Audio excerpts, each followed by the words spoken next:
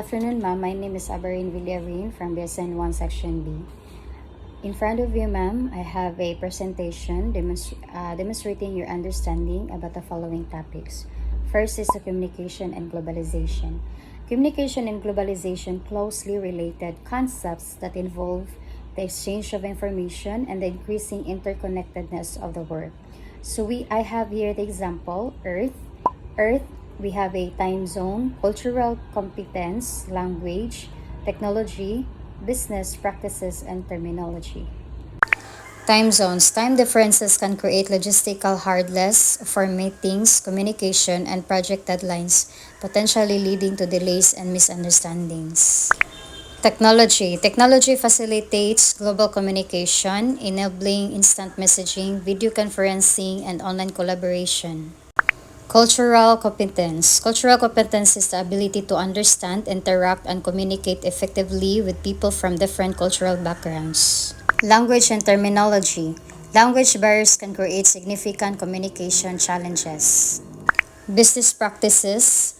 Business practices can vary significantly across cultures, including negotiation, styles, decision-making processes, and communication etiquette.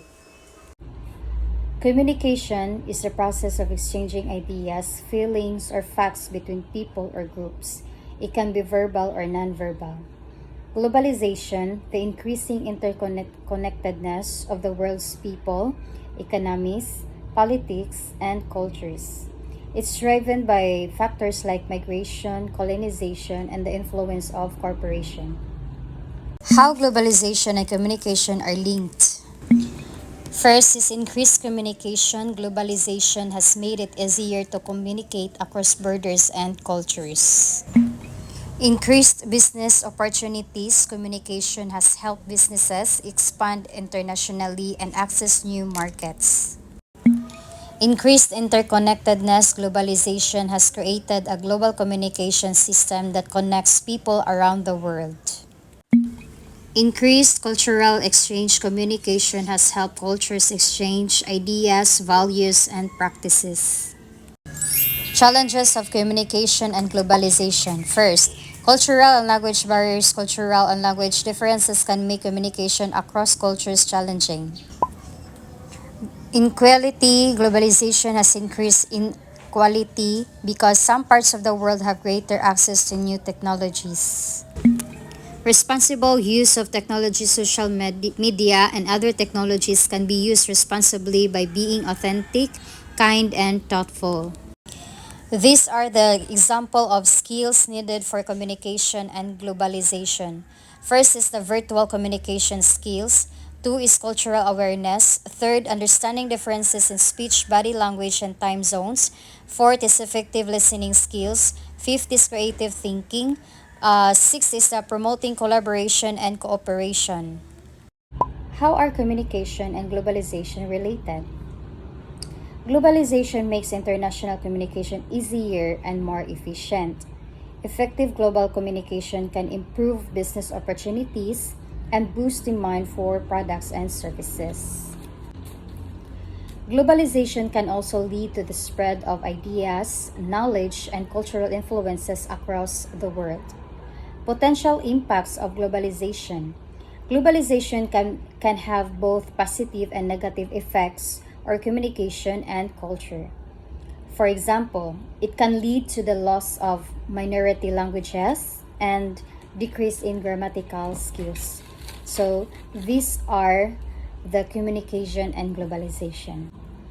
Second is communication in multicultural context. Multicultural communication is the exchange of ideas and information between people from different cultures. It can help people understand and appreciate each other's differences and promote tolerance and respect. Effect multicultural communication strategies we have: be open-minded, be empathetic, be respectful, be an active listener, use visual aids, use technology, encourage feedback. Open-minded. Try to understand the world from the perspective of others. Be empathetic. Try to understand the other person's point in view. Be clear. Avoid jargon and complex language. Be respectful. Avoid stereotyping or making inappropriate assumptions. Be an active listener. Give the speaker your full attention and ask questions. Use visual aids. Diagrams and charts can help transcend language barriers. Use technology. Real-time translation and virtual collaboration tools can help facilitate communication. Encourage feedback. Create an environment where people feel comfortable asking questions and providing feedback. Multicultural communication has a benefits. First, fosters understanding between cultures. Second, helps create an environment where everyone feels respected and valued. Third, helps improve relationships. Fourth, is a key component of successful global leadership. In a multicultural context, communication involves interactions between people from diverse cultural backgrounds, requiring awareness, respect, and understanding of different norms and values to foster effective and harmonious communication. Here's a more detailed explanation of communication in multicultural context. First is the understanding the nuances of cultural differences. Cultural norms and values. Different cultures have varying norms and values regarding communication styles such as directness, formality, and nonverbal chaos. Second is the language barriers. Language differences can create significant communication challenges requiring careful consideration of language proficiency and the use or interpreters or translators. Nonverbal communication. Nonverbal cues like body language and facial expressions can have different meanings across cultures, leading to misunderstandings if not interpreted correctly. Cultural context. The context in which communication takes place, such as social status, age, and gender, can also influence communication styles and expectations. Second is the strategies for effective multicultural communication. Cultural awareness and sensitivity, recognizing and respecting the customs, traditions, and social norms of different cultures is crucial for effective active listening and empathy. Actively listening to understand perspectives and demonstrating empathy can help bridge cultural gaps and build rapport. Clear and simple language. Using clear, concise language and avoiding jargon or idioms can help ensure messages are understood across cultures. Nonverbal communication awareness. Being mindful of nonverbal cues and adapting to cultural norms can prevent misunderstandings and build trust. Patience and open-mindedness. Approaching intercultural interactions with patience and an open mind, willing to learn and adapt is essential for effective communication. Seeking clarification. Don't hesitate to ask for clarification or feedback to ensure messages are understood correctly. Building relationships. Fostering relationships based on mutual respect and understanding can help overcome cultural differences and build trust. Using technology, utilizing translation tools, and online communication platforms can facilitate communication across language and cultural barriers. And the most important thing to remember when communicating, not just cross culturally but with anyone, is to remain open minded. It can be defined as a dialogue of any kind of interaction between people of different nationalities. That is for multicultural communication. Language varieties and language registers. Language variety refers for different forms of language, while language register is how language is used in specific situation. For language variety, first is a dialects. Dialects used by specific speech communities and associated with geographical areas or social groups. Pidgins. Simplified mixed languages used for communication between speakers of different languages. Third is creoles.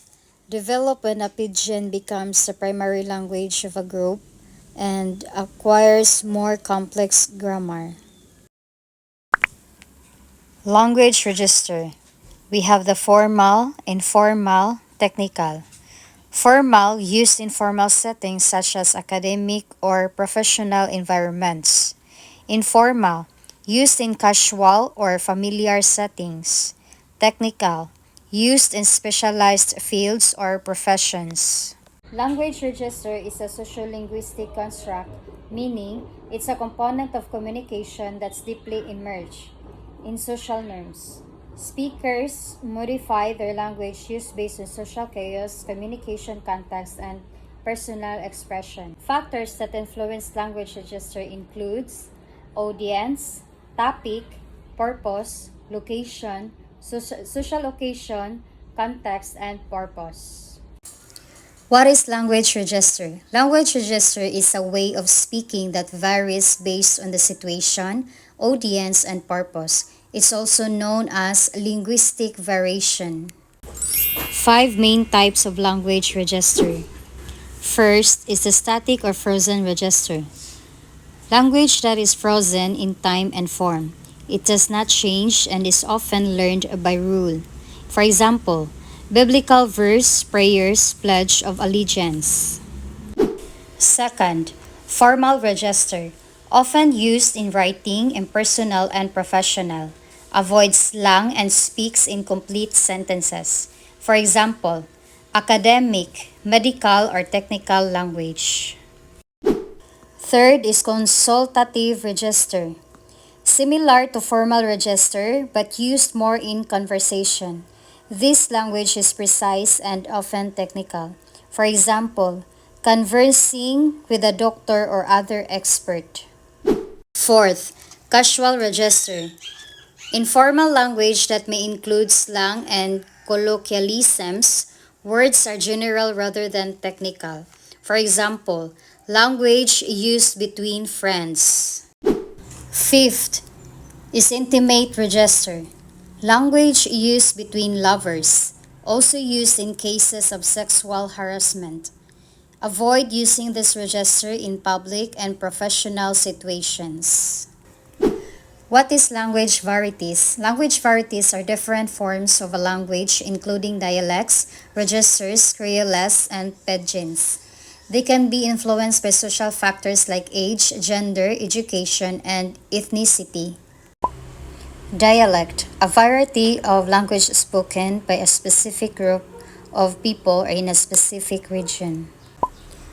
Register, a variety of language used in different situations based on formality. Pidgin, a simplified language with reduced vocabulary and grammar used for communication between speakers of different languages.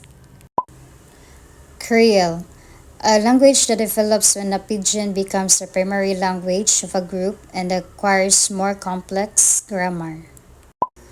A dialect, an individual's unique way of speaking. Jargon, specialized terminology used within specific professional groups. These are the example of varieties of language. They have dialect, register, sociolect, ethnolects, idiolects, code switching, religious registers, slang, Creole, Mac language, lingua franca, style shifting, argot, diglossia, and genderlex. For language varieties, I have an example here based on my research earlier. First is the accent. Accent refers to the characteristics of speech that convey information about the speaker's dialect, which may reveal the country's origin of the speaker or to which sociolinguistic group the speaker belongs. Second, dialect. Dialect is a language used by a group of speakers. Different groups of people who speak the same language speak it differently, but they are able to communicate and understand each other. Third, sociolect. Language is spoken by a particular social group, class, or subculture whose parameters are determined by gender, age, occupation, and others. Idiolect. Idiolect, a language of an individual speaker with its unique characteristics, is referred to as a speaker's dialect. Each of us has a particular way to communicate. Register. Register is the way we speak in a given situation or in different contexts. For instance, we use different registers for work, for going to parties, to school, and shopping. And for the slang, slang is refers to the unique vocabulary used by particular groups of people to communicate. It is widely used in speech more than in writing and is of informal style. Varieties of language. Pidgin is a new language which develops in situations speakers of different languages need to communicate, but it's a share a common language. A lexifer is a particular language where the vocabulary pidgin comes from. For example, X is Nigerian, pidgin. X is Bislama spoken in Vanuatu. Second is a Kruel. It's a pidgin that becomes a first language of the children and the mother tongue of a community. Examples, Gola, Patwa, Pidgin. Third is regional dialect. It's not a distinct language but a variety of language in a particular area of a country. For example, Hillbilly English from the Appalachians in the USA, Gardaí from the Newcastle upon Tyne in the UK. Fourth is minority dialect. It's a variety used a marker or identity, usually a long standard variety, by the members of a particular minority group. For example, the African American Vernacular English in the USA, London Jamaican in Britain, Aboriginal English in Australia. Fifth is indigenized varieties are spoken mainly as second languages in ex-colonial multilingual populations. Example, Singlish, spoken in Singapore. Lain man na sila gid pod mo English ang taga Singapore, di gid siya mga fluent ba. So types of registers, we have formal, informal, and other registers. This is the language of registers. For formal, characterized by precise language, complex sentence structures, and avoidance of slang or colloquialisms. For informal, uses simpler language constructions and slang more common in casual conversations. Other registers include consultative, casual, and intimate registers, each with its own characteristics. And next is the example of formal. A legal document or a scientific report, a formal speech. For informal, a text message to a friend, a casual conversation with a colleague, a blog post. Importance here is the understanding and using appropriate registers is crucial for effective communication, ensuring that the message is understood and received appropriately. For definition of register language, register is the way a speaker or writer uses language differently depending on the context and purpose of communication. We have the factors of influencing register. First is the social occasion, the type of event or setting, or a formal meeting versus a casual conversation. Second is the context, the overall situation and background of the communication. Third is the purpose. The reason for the communication is to inform or persuade or entertain. And the last is audience, the people who are receiving the communication. And that's all. Thank you.